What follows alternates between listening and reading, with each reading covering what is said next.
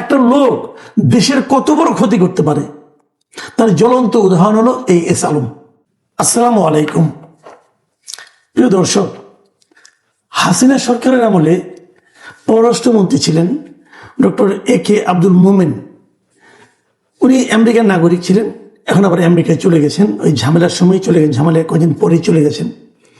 এবং যাওয়ার পর ওখানে এখন ওনাকে দেখলে আপনারা চিনবেন না, মানে ওনার সেই পরচলাও নাই, ওনার সেই কালো কুচকুচি পরচলা আর নাই। এমনি আবার দাঁড়িয়েও রেখেছেন, মানে উপরের দিকে ফাঁকা হয়ে গেছে, নিচ দিকে আবার ভরে গেছে, সব আবার সাদা, অনেকটা চেনাই যায় না। যাই হোক, ক্ষমতা থেকে চলে গেলে যা হয় আর কি। তো উনি সেখানকার একটা টেলিভিশন, টাইম টেলিভিশন, এটা যুক্তরাষ্ট্র ভিত্তিক একটা টেলিভিশন, সেখানে একটা সাক্ষাৎকার দিয়েছেন। সেই সাক্ষাৎকারে উনি এমন কিছু কথা বলেছেন যে বিষয়গুলো আপনাদের কাছে, আমার কাছে, কারোর কাছে নতুন কিছু নয়, আমরা এগুলো সবই জানতাম। কিন্তু এই কথাগুলো আমার কাছে একটু গুরুত্বপূর্ণ মনে হয়েছে যে আমাদের দেশের শাসনটা কিভাবে চলছে, রাজনৈতিক দলগুলো কার উপর নির্ভর করে দেশ চালায়, এবং এই যে দুর্নীতিগুলো হয়, এই দুর্নীতিগুলোর পেছনে আসলে কারা আছে, এই বিষয়গুলো এখানে একটু একটু বলার চেষ্টা করেছেন। স্বাভাবিকভাবেই ওনারা যেহেতু ক্ষমতায় ছিলেন, ওনারা রাজনীতিবিদ ছিলেন, নিজেদের দোষ তো আর কেউ দেখবেন না, নিজেদেরকে বাঁচিয়ে কথা বলবেন। উনিও তাই করেছেন, কিন্তু তার মধ্য থেকেও আমি কিছু কিছু পয়েন্ট নিয়ে একটু কথা বলতে চাই। আপনি দেখবেন যে এই বিষয়গুলো এখনো চলছে, এখনো চলবে, আগামী দিনে হয়তো এগুলোই থাকবে। এই চেহারাগুলি খুব একটা পাল্টায় না। উনি এই আওয়ামী লীগ সরকারের দুটো ভুলের কথা উল্লেখ করেছেন। একটা ভুল হলো জনগণের সঙ্গে সম্পৃক্ততা কমে যাওয়া, আর দ্বিতীয় ভুলটা হলো চাঁদাবাজি। এটা উনি বলেছেন যে এই সরকার দুটো বড় ভুল করেছে। একটা হলো তারা জনগণ থেকে বিচ্ছিন্ন হয়ে গিয়েছিল, এবং তারা তাদের লোকদেরকে অবাধে চাঁদাবাজি করতে দিত। এই দুটো কথাই আমার কাছে সত্য মনে হয়। কিন্তু এর সঙ্গে আরো একটা বিষয় আছে, সেটা আমি বলতে চাই। সেটা হলো মানে অবাধে দুর্নীতিও করতে দিত। চাঁদাবাজি তো আর সরকারি লোকেরা কেউ হয় না, চাঁদাবাজি করে রাজনৈতিক পাতি নেতা, সমর্থক, গুন্ডা, মাস্তান, এরা করে। কিন্তু যারা নাকি সরকারি কর্মকর্তা থাকে, সরকারি কর্মচারী থাকে, সেখানে যে দুর্নীতিটা হতো, এই দুর্নীতিটা কিন্তু আওয়ামী লীগ সরকার অবাধে করতে দিয়েছে। ব্যবসায়ীদের অনেক দুর্নীতি করতে দিয়েছে, সেই প্রসঙ্গটা একটু পরে আসবে, উনি এটা বলেছেন। এবং উনি বলেছেন যে সাধারণ মানুষের সঙ্গে সরকারের যে দূরত্বটা, এটা দিন দিন বেড়ে যাচ্ছিল। সরকার মানে সরকার প্রধানের কথা উনি বলেছেন, যে সরকার প্রধানের সঙ্গে সরকার প্রধান জানতেন না যে সাধারণ মানুষ আসলে কি বলে, কি চায়। সবসময় তারা চামচা পরিবেষ্টিত হয়ে থাকতেন, এবং ওরা যা বোঝাতো সরকার প্রধান তাই সত্য মনে করতেন। এমনকি এটা বলতে যে উনি এটাও বলেছেন, যেহেতু মন্ত্রী, MP এরা সাধারণ মানুষের সঙ্গে মানে মেশে, তারা যে ইনফরমেশনটা পায় সেটাও তারা সরকার প্রধানকে জানানোর সুযোগ পেত না। উনি বলতেন যখন প্রধানমন্ত্রী একটা মিটিং করতেন, তখন আমরা 25-30 হাত দূরে থাকতাম, বসে থাকতাম, আমরা তার কাছে ফিরতে পারতাম না। SSF এর কারণে নিরাপত্তার অজুহাতে ঢুকতে দেওয়া হতো না। আমি কিন্তু এই বক্তব্যের সঙ্গে আংশিক একমত। আংশিক একমত কেন? যে ওনারা যে অনেক কিছু জানতেন, জেনে প্রধানমন্ত্রীকে বলতেন, এটা আমি মনে করি না। ওনারা প্রত্যেকে নিজেরাও যেহেতু দুর্নীতিতে আকণ্ঠ নিমজ্জিত ছিলেন, এই জন্য ওনারা সুযোগ পেলে বলতেন না। বরং যদি ওনারা কখনো প্রধানমন্ত্রীর কাছে যেতে পারতেন, নিজেদের দুর্নীতির পথটাকে আরো একটু প্রশস্ত করার চেষ্টা করতেন। তারা সবাই করাপ্টে ছিলেন, কাজেই এই জায়গায় নিজেদেরকে সাধু বানানোর কোনো প্রয়োজন নাই। তবে বাস্তবতা হলো যে SSF যে তার কাছ থেকে সবাইকে দূরে রাখতো, এটা সত্য, এটা সবসময় সত্য। বেসিক্যালি SSF যে কাজটা করেন সব দেশেই, আমি মনে করি তারা যাকে ওনারা নিরাপত্তা দেন, যে শাসককে, যে ক্ষমতাধর ব্যক্তিকে, যে প্রধানমন্ত্রীকে, অথবা প্রেসিডেন্টকে, তাদের মূল কাজ হলো এদেরকে জনগণ থেকে বিচ্ছিন্ন করে ফেলা। মানে একটা বোঝানো যে জনগণ আপনার শত্রু, আপনাকে মেরে ফেলবে, আমরা আপনাকে বাঁচিয়ে রাখবো। তো SSF আসলে প্রয়োজনের সময় কোনো কাজে লাগে না। শেখ হাসিনা তো SSF এর জন্য আলাদা একটা বাহিনীর মতো বানিয়েছিলেন, ওনাকে বাঁচিয়েছিল কেউ? ওনার হয়ে কি একটা গুলিও ছুড়েছিল? এটা কখনো করে না। যা হোক, তবে একটা মনের শান্তি। তারা এভাবেই তাদেরকে বোঝায়, ক্ষমতাধরকে বোঝায় যে না হলে আপনি ঝামেলা পড়ে যাবেন। তো ওনারা ওটা এনজয় করেন, সেটা থাকেন। এবং এই যে চাঁদাবাজিটা, এটার একটা কোনো উদাহরণ দিয়েছেন যে সিলেট এয়ারপোর্টের কাজ করতে যেয়ে কি হয়েছে না হয়েছে, এবং চাঁদাবাজরাই শেষ পর্যন্ত এই কাজগুলি করতো। প্রথম থেকে চাঁদাবাজিরা ঠিকাদারদের কাছ থেকে চাঁদা তুলতো, এক পর্যায়ে চাঁদাবাজিরাই ঠিকাদারের কাজ করতো, এবং সেখানে যারা অভিনব উপায়ে কাজকে ঝুলাই দিত। যত দেরি হলে একটা নর্মালি একটা নিয়ম, একটা ঠিকাদার একটা কাজ করার দায়িত্ব নিল, সে বললো যে আমি 1 বছরের মধ্যে করে দেবো। এখন 1 বছর জায়গায় যদি 2 বছর লাগায়, যদি 1 বছরের কাজটা শেষ না করতে পারে, তাহলে তার ফাইন হবে না? তখন ফাইন হতো না, বরঞ্চ সেটা দ্বিতীয় বছরে নিত, এই দ্বিতীয় বছরের মধ্যে জিনিসপত্রের দাম বেড়ে গেছে, আমাকে টাকা আরো বাড়িয়ে দেন। এইভাবে তারা বাজেটটা বাড়াতো, এইগুলি করতো। এবং এটা আমার তো মনে হয় যে খুব জেনে শুনেই করতো।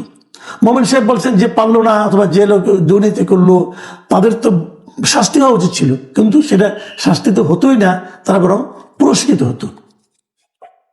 এবং এই ব্যাংকিং সেক্টরের কথা বলেছেন, এই ব্যাংকিং সেক্টরটা এটা হলো অত্যন্ত গুরুত্বপূর্ণ একটা বিষয়।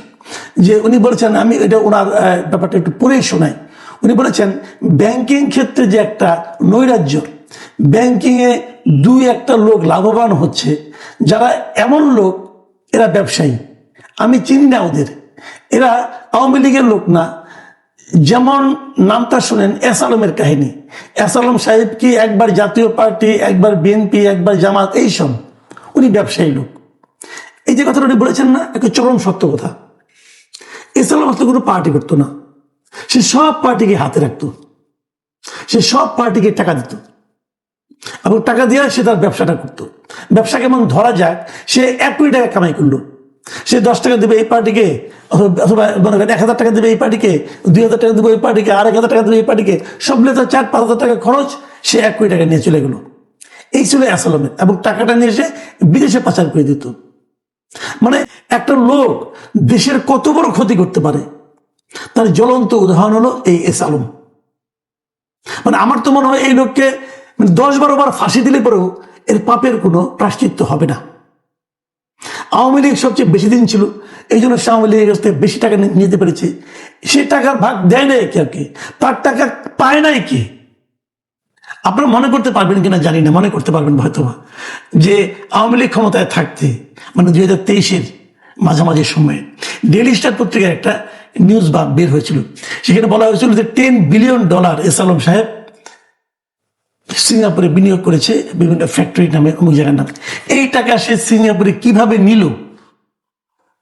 বাংলাদেশ থেকে বিদেশের টাকা নেওয়ার কোনো সিস্টেম নাই। পারবেন ওই যে সরকারের কাছ থেকে আপনি কোনো পারমিশন নেন যে আমি ওই দেশে যেয়ে একটা ফ্যাক্টরি করবো, ওই যে সরকার পারমিশন দেয় তাহলে যাবে, তা না হলে আপনি বিদেশ থেকে দেশে টাকা আনতে পারবেন, কিন্তু দেশ থেকে বিদেশে বড় অ্যামাউন্টের টাকা নিতে পারবেন না, এটি নিয়ম। তো উনি কি করে নিলেন, এই প্রশ্নটা ডেইলি স্টারের ওই রিপোর্টে করা হয়েছিল। সেই রিপোর্টে যদি এরকম রিপোর্ট হয়, তাহলে নিয়মটা কি? এটা তদন্ত হবে না?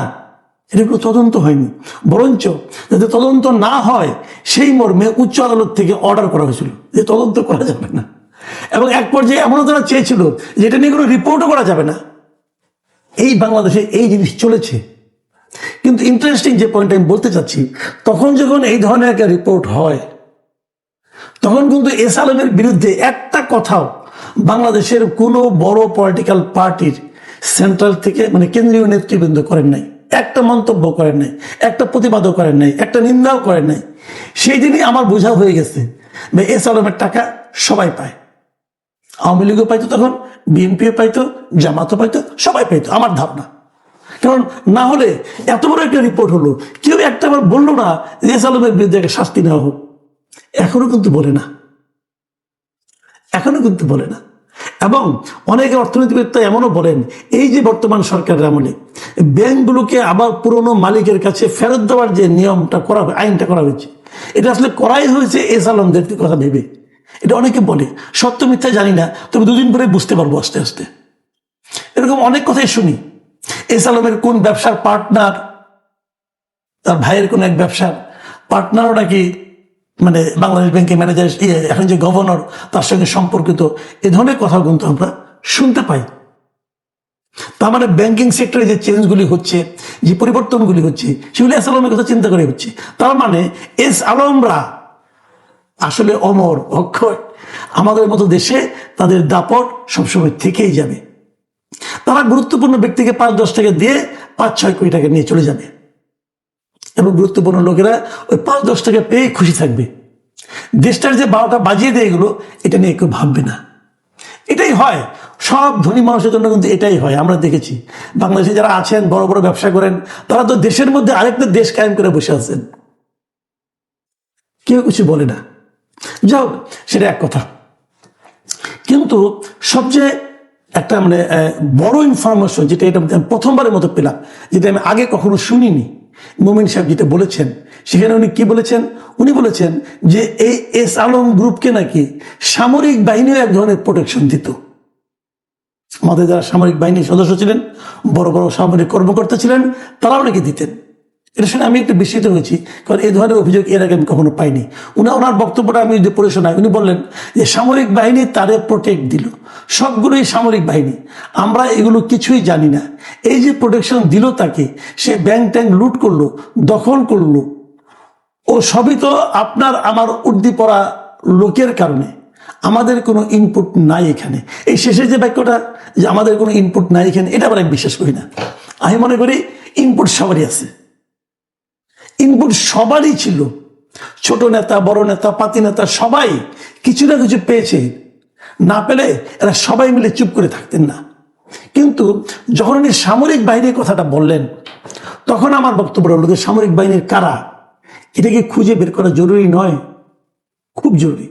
দেশের এরকম মহা ক্ষতি করতে সামরিক বাহিনীর কোন লোকগুলি অংশ নিল, সহায়তা করলো, আমি মনে করি সেটা কিন্তু খোঁজা উচিত। আরেকটা কথা উনি বলেছেন, এই জিনিসটা আমার পছন্দ হয়েছে। উনি বলেছেন যে কোনো রাজনীতিবিদ করাপশন করতে পারে সরকারের কর্মচারীর সহযোগে, একা পারে না। এ কথাটা কিন্তু সত্য। যখন একটা করাপশন একটা সরকারি কর্মকর্তা যদি তাকে হেল্প না করে, আর মন্ত্রী একা করাপশন করতে পারবে না। মন্ত্রী কোনো একটা অর্ডার দিল, ওটা তো কোনো না কোনো আমলার হাত দিয়ে যাবে, আমলা না চাইলে সে পারবে না করতে। এটা একদম সত্য কথা। অন্তত আমলা জানবে। তো আমরা যখন ফেরাতে না পারবে, যদি ফেরাতে চাইতে এক কথা, ফেরাতে না পারলে সেও কিন্তু একটু শেয়ার নিবে না, মন্ত্রীও তাকে শেয়ার দিবে, যে তুমি কিছু নাও, আমি কিছু নেই। তো মন্ত্রীরা বিদায় হয়েছে, আমলারা কি বিদায় হয়েছে? আমলারা বিদায় হয়নি। আপনি খোঁজ নিলে জানবেন, আমরা এখন বলছে আমি তো আসলে আওয়ামী লীগ ছিলাম না, তখন তো চাপে পড়ে আওয়ামী লীগ হয়েছি, চাকরি বাঁচানোর জন্য আওয়ামী লীগ হয়েছি বলবে। এবং কেউ আওয়ামী লীগ হয়েছে, কেউ অন্য কিছু হয়েছে, কিন্তু আগে নাকি সবাই হয় জামাত করতো, ছাত্র শিবির করতো, নাহলে ছাত্র দল করতো, নাহলে বিএনপি করতো। এখন তারা বলে আমি সারা জীবন বিএনপি করেছি। এই যে আমলাদের মধ্যে যে রাজনীতিকরণ, যে আগে আওয়ামী লীগ করতো সেটাও যেমন অন্যায় ছিল, যে এখন বলে যে আমি আসলে বাধ্য হয়ে আওয়ামী লীগ করেছি, আমি তো আসলে বিএনপির লোক, সেও আসলে কিন্তু এক ধরনের রাজনীতির সঙ্গে নিজের সংশ্লিষ্টতা প্রমাণ করে। এটাও কিন্তু পেশাদার আমলার ক্ষেত্রে একটা বড় ব্যত্যয় ঘটায়। এই বিষয়গুলি ঘটছে। আমলারা এরা সবার সঙ্গে আছে, আবার কারোর সঙ্গেই নাই। এরা যেখানে টাকা আছে সেখানে আছে, যেখানে সুবিধা আছে সেখানে আছে। আপনারা জানেন এবছর তারেক রহমান সাহেব একটা বড় কাজ করেছেন। উনি যেটা করেছেন, উনি শীর্ষস্থানীয় আমলারা ওদের একটা নিয়ম করে নিয়েছিল। সেই নিয়মটা হলো যে ওনারা যদি কোনো গাড়ি টাড়ি কিনেন, তার জন্য সরকারের কাছ থেকে লোন নেবেন, কিন্তু লোনে কোনো ইন্টারেস্ট দিবেন না, মানে কোনো সুদ দিবেন না। তারেক রহমান সাহেব এটাকে সাময়িকভাবে বন্ধ করতে পেরেছেন। একদম আইন করে বন্ধ করতে পারেন না, কিন্তু সাময়িকভাবে বন্ধ করতে পেরেছেন। কতদিন বন্ধ করে রাখতে পারবেন আমি জানি না, কিন্তু ওনারা কিন্তু এরকম করেন। আমলাদেরকে আসলে শেখ হাসিনা সরকার মাথায় তুলেছিল।